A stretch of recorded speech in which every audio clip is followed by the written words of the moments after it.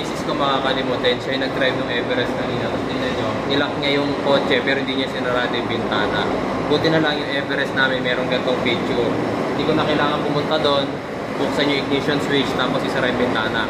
Ito, yung remote niya, double lock lang. Tapos yung pangalawang lock, didiinan. Lagyan nyo maigi bintana. Ayan o.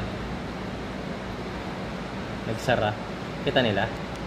Parang hindi masyado. Hindi ba masyado? Oo. Tinted kasi. Pero sarado na siya. Ayan, sarado na siya ngayon. Ito, pakita na lang natin na ano, double lock ko. Double unlock ko, bubukas naman siya. Bubukas lahat ng bintana.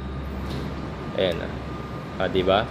So kapag ka naiwan yung bukas yung sasakyan nyo, hindi nyo na kailangan pumasok ulit.